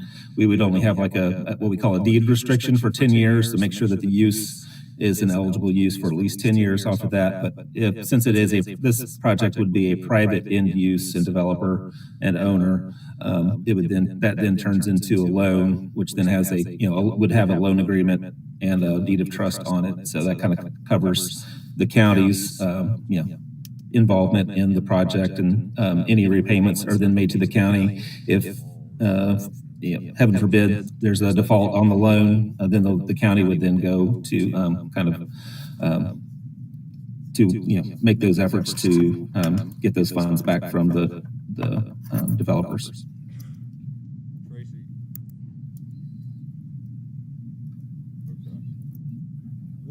Felix, do you have additional comments? No, I think we covered it. I did want to apologize. I was misinformed about the general fund aspect. It is this designated revolving loan pot. I hadn't. No, but it's still interesting. It's still interesting. All right. What is the timeline to apply for this? I believe the application will start April 1st and is anticipated to run for 2 months. All right. Yes. Yeah, so there's still time for you to kind of discuss if you want to administer the loan or if Locust does. We will have a how to apply workshop at the end of March, and then the applications will be open for submission starting April 1st. Sean Gregg, is there a potential that this would require us going back to public hearing? I'm not saying it is a negative or a positive. I'm saying it just is a legal requirement. Sitting here, I do not think so. Okay. But again, I haven't had any, I haven't looked at this Understood, lending understood. That's- program, and there may be a public hearing requirement buried somewhere in the requirement. Something I'm trying to Not that I- figure out. It says that a grant is made to the county, then the county loans the money. So when the money is paid back, does that mean it's? No, I think they're saying that the money's loaned to the county, meaning the IDA. Yeah, Okay, but okay, the IDA, payments are made. Does that mean the IDA keeps the money, or does that money go back to the state? Basically, in that revolving. in that revolving loan. Loan, In- account. And Okay, all right. the second part of that question that I still don't, is there a time period in which this, if the IDA was to operate this, is there a time period that we have to loan this money out until, for a period until we could, I'm gonna say this the wrong way, but until we could put it back into the general fund or for some specific project? Or does it have to continually be for, economic development? You know, that's a good question. We've only started allowing localities to administer the loans over the last 5 years, so we haven't got to that point yet. You know, like there are other programs like CDBG, you know, it requires you to at least turn the money over at least one time, to keep within that. You know, so we haven't gotten there. And it could be several years before you would even have enough money in the account to make another loan to, you know, to another potential developer or another project, you know, to have any significant money to be able to do that. So, you know, we kind of leave that up to you, but we would like to see that, you know, at least one kind of churn of the funds. So if there's $600,000 at some point, you know, as you do other loans, they'll start paying those loans back too. So, you know, you could end up being a substantial amount of money, but we would like to see that be continuing, and then maybe at some point when you get some additional interest back on that, that could then go into the general fund. But you know, that is a good question. I'm not trying to be nefarious, but we are. No, We are into budget season and trying to understand this new kink in the whole deal. Sean, Greg, what do you? Sure. Well, I'm curious. So is there a cap, formally or informally, on a county? In other words, is there a $600,000 allocation of this for a county? And if it is all used on this project, does that mean other applicants are precluded? That is a good question, and that is the reason that we require the resolution from the county, because you can only, every locality can only submit one. We do have very limited funds. Right now in the budget, state budget, that might change, we have $2.6 million in for fiscal year 2026, which is this will be out of. So the resolution says that, you know, this is the priority project for this round of funding. So you are only allowed to submit one application per round. So if you max that out for this round, then if you have another project for next year, that, you know, you're not precluded from that if you applied for the full 600,000. Actually, we have raised the amount that's you're eligible. It's gone up to $1 million per project. Of course, it is a gap funding project. So, you know, we don't want to be the first funders in. We want to provide gap funding for the project, even though we have better terms on if it is a loan. But we do want to be kind of that gap piece. So we will look at the total project costs, where the other sources of funding are, and then we kind of fit in, you know, kind of that final piece of funding into a project. So. I guess the ultimate question, if a subsequent year has an application from a different person, does the existence of this loan affect the way you would look at another loan from another Madison County applicant? No, not at all. Thank you. We evaluate each project on its own merits. So we do have an objective criteria that whenever we review applications, that we look at all the aspects of the application, and that's in the application. So we look at how it meets the economic development goals of the county, the locality, the end use of the project, what kind of benefits there will be from that, the jobs created, taxes generated from that. The readiness is really what we look the most at. Is the project ready to go? because we do want the projects to be under contract within 6 months of when they are announced, hopefully in July, and then be complete within 18 months of going under contract. All right, Judd brought up the question of, this application, there's gonna be lots of people vying for some of this monies, available per application period. Roughly how many Correct. people how many different groups apply for this per application period? It varies. Last year we were down a little bit, but the prior 2 years we had an additional allocation of $50 million from ARPA funding, the federal COVID-19 relief funds. And we spent all $50 million of that, allocated all $50 million of that to projects within a 2-year period. So last year, I think we had about $7 million in requests. And I anticipate it's going to be more this year, just based on the conversations that we've had with. So there's no guarantee that even if you apply, that the project would be selected to get funding this year. But then, if that happens, it's possible they could come back. We've had projects that have not gotten funding 1 year and then come back the next year and applied again and gotten funding. So it all depends on how much we have. Depending, what the budget is, there is some budget language from one of the sides right now to add some additional funding, but of course, until the General Assembly's done and the budget's signed, we don't know exactly what that will be. But we know we have at least $2.6 million that's already currently in the budget for this year for the program. Felix, kudos for finding this program. If you don't get this program, how does that affect your future going forward, everything you're trying to accomplish? Well, I choose my words carefully because this is a gap funding program, and in order to be eligible, it has to explicitly be the enabling piece of funding. So I guess my answer would be a different route that I would determine. I'd be committed to finding one, but this would clearly it would be the cleanest route that I can see is getting this funding, and it certainly would be enabling. Yeah, and I've looked over the evaluation criteria that's in here, and this project checks all the right boxes.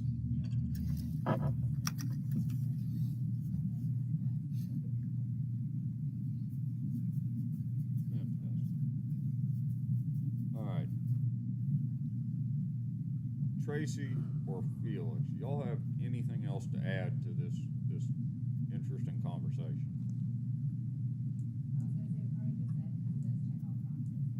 Good. It's totally irrelevant, or maybe not, but Tori, we do have our town mayor here. If the county applies for this, is the town considered a separate entity? So in case someone from the town would want to apply, could they do that through the town? Because there is a property in town. I would think so. That is a different locality. I mean, yes, it's within the county, but we've had those before. Yes. Story. All right, I want to go through this one more time. All right, so Felix, the county applies. We get the award. Oh. I think there has to be a performance agreement prior to the application with DHCD, the counny, and the developer, Felix. Yeah. Is that right? Not before the application. Once the word has been made, then we would develop, go through the contract negotiations and then develop the performance agreement. I'm following the money here. The money. So apply for $600,000. We get awarded $600,000. So DHCD is going to send our IDA $600,000.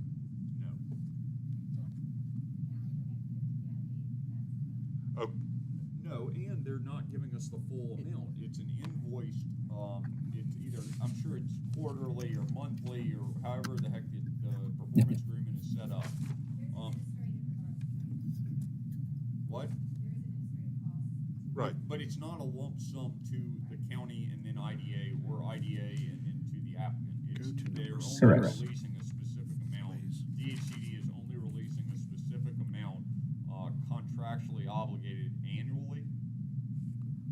something. Tori, is that right? I think it's as the, As the project. It's as the costs come in, so it's done on a reimbursement basis. So whenever Mr. Shapiro submits those invoices, those are submitted to us, and then we pay based on those until the project's done. Yeah. Yeah, so I'd already gone down the path of, okay, the administration of this could end up costing us something, right? But that was gonna be offset by the interest that was on the money sitting in the revolving account. So how much money is gonna be sitting in that revolving account if it's just a reimbursement thing?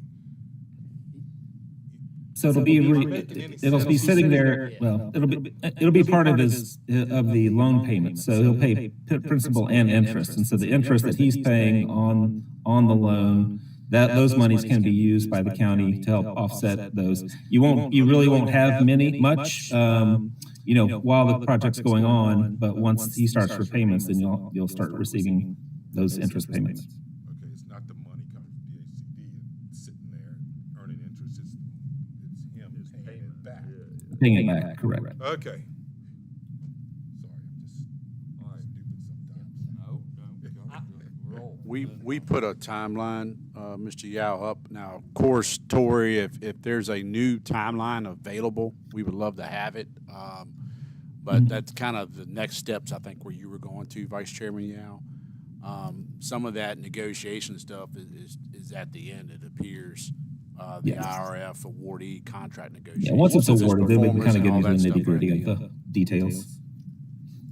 Felix, what else? You sound like you were gonna say something. I was just gonna say, recognizing that the administrative burden here is a challenge, I'm happy to look at a longer cadence between submittals if that reduces the amount of paperwork flowing.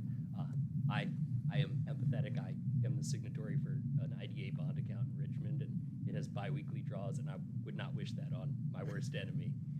So I'm happy to look at a cadence that accommodates county administratively. I also was going to say, I think most of the administrative burden is sort of in this drawdown period. These funds I anticipate will be drawn down fairly quickly. I have not looked at my costs to date through the lens of the 1-year look back period of eligibility, but over the duration of the project. I mean, by the time this grant application closes, I think I'll probably have spent over $300,000. So, I mean, we'll be halfway to draw it down. I think the direction, and I've intentionally not going to Jonathan for questions because he's going to do all that without us here. I think that what needs to happen is Jonathan, Tracy, Sean, Hannon, and Felix need to come up with some type of plan and then a recommendation with some of these questions in ink. And then we can kind of have a discussion about which direction we want to go if we want to go down this path. I certainly think it's interesting. And it's definitely something we should spend some time on, for sure. Does that make sense, Jonathan? It does, Mr. Chairman, and I do, the board's not asking this, but I think it's clear for the record, and I'm glad that the town portion was mentioned. This is our first request of this. This is a tool in the toolbox if the county wants to elect for economic development, but any local government can apply. So it just so happens Mr. Shapiro is the first applicant, but this could be one of many to consider in the future as stated here tonight, so. Yeah, and I just, part of this meeting, I want to see coming out of the process, okay, of how this, I want to be able to follow the bouncing ball. All right. Yep, Do we I've have got it. sort of a plan on this? Does that work for everybody? Y'all come back here in a couple of weeks, hopefully, and the sooner the better, so that we can get this ball rolling, and go from there. We will, so I'm hearing you prefer on the 25th of February, but if we can, we would maybe have the option for your first March meeting. Yeah. All right, we will shoot for the 25th, but if anything, I'll give you an update as old business where we're at. Absolutely. So one more thing. So Felix, understanding that this has gotta be a positive, for the citizens of the county, considering the fact that, you know, us selling it to you for $25,000 is already, an investment by them, in many ways. And I know, you understand that, I think. Absolutely. Yeah, but I mean, as I said, the Right. biggest sell is the just money that Sure. ends up in y'all's pocket. But, you know, I'd say the secondary sell is this project is Yeah. an economic boon, and this is an enabling resource. So, No, I hate to argue with you, but I really don't. The 36 is not what it is. I think it's better that we're seeing a little bit of economic development in Madison County, and that is something that we need to be, that's important. That's the reason you've got the school, if you really want to know us to go through. All right, come up with a plan. We'll have the plan. Got to ask questions, probably not fair to put you on the spot. Are the trees cleaned up out of the parking lot yet? the stains on my pants say the work is about a third of the way done. Perfect. I was doing it as the contractors came through today. Any Okay. complaints, Felix? Okay. Work on the trees. We really Okay. appreciate it. Sounds good. Thank you, thank you. We'll be- Thank you we'll all. be in Look forward touch. to hearing from everybody. Tori, Jeff, thanks. Yeah, thank you. Thank you. That was interesting. All right, next, information and correspondence. Jonathan, tell us about our upcoming public hearings. Yes, at the last meeting, one of the items we spoke about was the sheriff had requested the county consider a school zone speed camera enforcement program. And the board gave the directive for county staff to advertise on February 25th for public comment at a public hearing. So that advertisement has been made. You will have your meeting that night to hear from the public about school zone speed camera enforcement.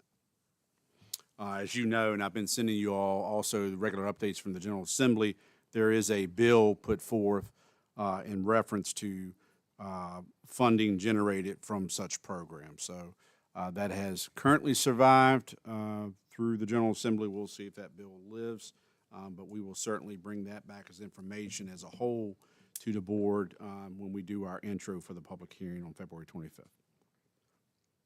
Anything else on that one, Jonathan?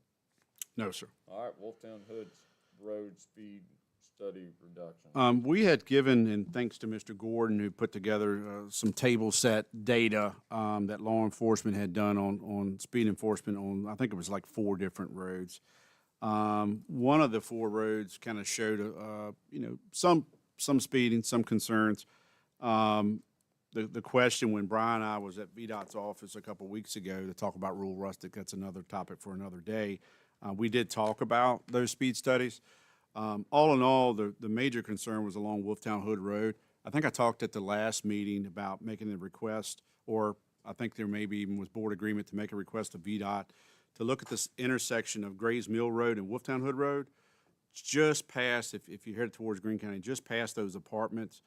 There's a lot of density in that area. I think posted speed limit right now is 45.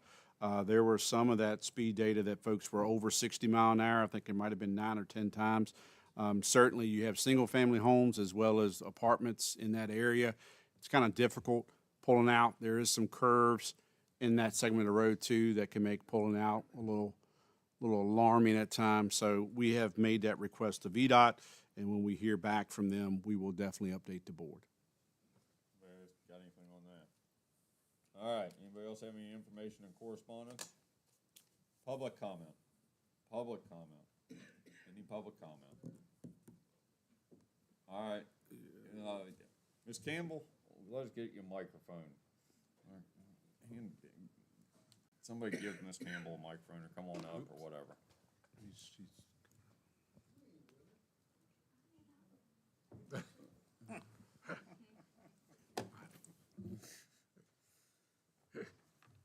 Please. Is it on? Test? Yeah. Okay. Good evening. I know this is not probably the best time, but in the future, I'd like to add a line item to your agenda for Mayor's Report from the Town of Madison and appreciation and thank you all for participating at the town level for so many years. I am Jennifer Campbell, the new town mayor, and I am quite thrilled with the opportunity and the support that I've received. But of course, no change goes without hardship. So there were just a few things I wanted to say. I know it's not really the most appropriate time, but I wanted to come in and say something to you all. And if I may have more than the typical 3 minutes, maybe 5, is that okay? We're very stringent upon the time, so please, cover some All right. ground, cover some ground. Thank you, thank you, thank you. Sorry I was not here last month. I have been fighting an illness, so I'm a month behind in my ability, but I will plan to be here moving forward at least once a month. So What we can do is we do committees and organizations at the beginning of our first meeting of the month, this month being an irregular because of the weather. We'd be glad to add you to that list. that would be great. Thank you very much. All right, so thank you all for this time to share and say thank you to those in the community, the board, and those in various offices that have provided advice, encouragement, suggestions, prayers, and caution as I tackle the role of mayor to the town of Madison. As I embark on this new chapter together with you, I fully admit that I don't know yet the rules, the codes, everything that comes with the job, and how so many decisions need to be complex and take so long. I am learning that government moves slowly, and I am definitely a mover and a shaker. But I am willing to be patient and work well. I ask you to please be patient and work well with me as well. And I welcome further advance of wisdom and knowledge and nuggets of information. Just as an update, as for the town of Madison, January's original council meeting, January 9th, was postponed for the RSA public hearing regarding their 5-year rate proposal. 3 of the 4 town council members were present. I was present. Our town clerk was present. We are going to become more active with RSA because it does definitely affect the town citizens heavily, and the rate increases as an assumption and an estimate raises my personal bill $2,900 over a 5-year term. And that is with 3 people in a home using roughly 4,700 gallons of water. And I don't know how so many of our elderly and poverty-stricken homes are going to be able to afford that. So that is something of a concern for the town of Madison. We also have, hotels and other activities coming up, and I question how RSA is going to handle, and the town is going to handle getting these things in place. So I look forward to learning more there. The following week, January 16th, our first meeting was held. A change for all of the town council meetings was agreed upon to the second Thursday at 7 p.m. Charles Carter will act as vice mayor for a 4-year term. Dustin Hickman was appointed as the new town planning commissioner who has taken my vacancy. A new town administrator's job description approval was postponed until further discussion and review, and an onboarding outline was presented that I had created to help onboard the new town councilman and myself. That took about 2 nights to complete of special meetings. The night ended with unofficial recognition of the 225th anniversary to the establishment of the town, to the county seat in town of Madison, dated January 6th, 1800. So our town is 225 years old, so happy birthday, Madison. The town council and most of the members of the planning commission have since completed their FOIA training.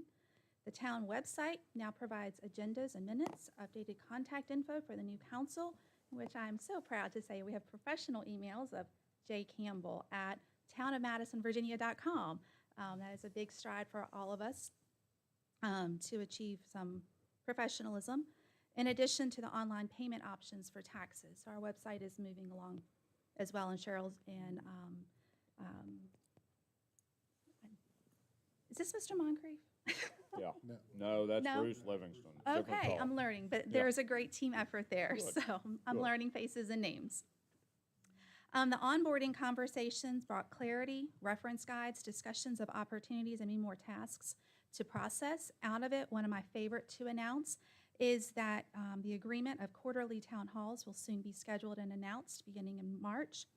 Our project management team is working towards a vision for the town of Madison using one of the planning grants from the Department of Housing, the DHCD as well. And so that one of the criteria is that we have a public hall, and I encourage all of you to come. Please, you're invited when that is announced. There is a survey out that I encourage everyone here to utilize as well. And you can find that on the townofmadisonva.com website before next Tuesday. The more insight that we have, the better. And I also thank you all for such a wonderful survey that you have done for economic development in the past year, because we're also going to be able to utilize some of that data, because there are people that mention the town of Madison as well. So thank you for that. There will be more town participation in everything, meetings, events. There are a few that wish to hold seats at a few boards or committee meetings. For example, a request for Kim Pumphrey to sit on the, an emergency response to help keep the town more informed and to have a voice from the town level in some of your county office subcommittees here for monthly reports and stuff would be good for her. Notes. I'll be here. Those things will be made appropriately in the days to come, but these are some of the discussions from our onboarding.